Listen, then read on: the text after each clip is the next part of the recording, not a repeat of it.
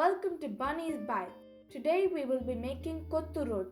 Kottu Roti is a popular street food in Sri Lanka. I first ate this in Savana Bhavan, but there it was known as mixed vegetable paratha. So let's get started with this quick and easy recipe. First, make rotis.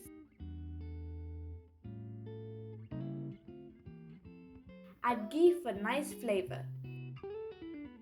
In this recipe, I'm using 2 rotis which serve 2 people.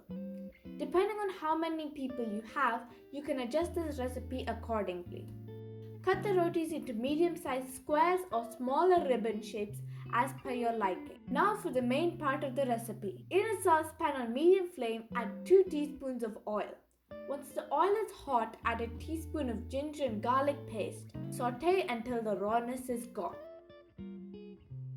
Then add in a cup of diced onions. Saute these until they're translucent.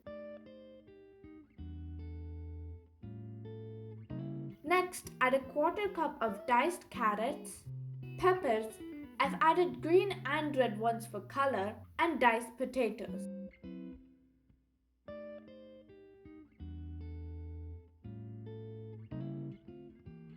Stir these until the rawness is slightly gone before adding in a quarter cup of sliced beans.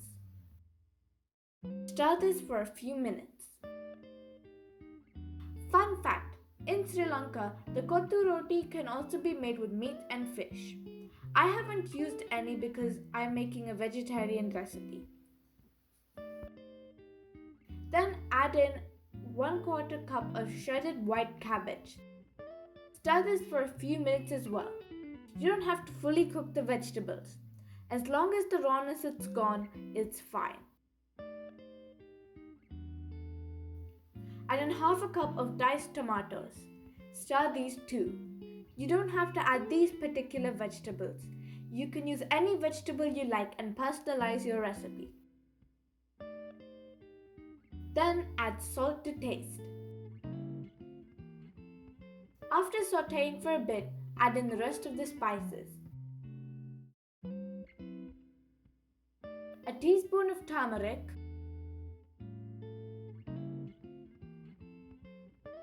a teaspoon of chaat masala, 1 teaspoon curry powder,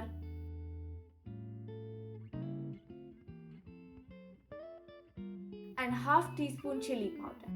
Stir this until the vegetables have lost their rawness entirely and the spices and masalas are mixed evenly into the vegetables. Add in the roti pieces from earlier. Stir well until combined. That's it! Your tasty Kottu Roti is ready to eat. Yummy!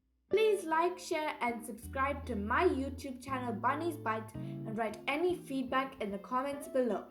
Stay tuned for my next recipe and look out for a roti recipe that I'll be posting soon.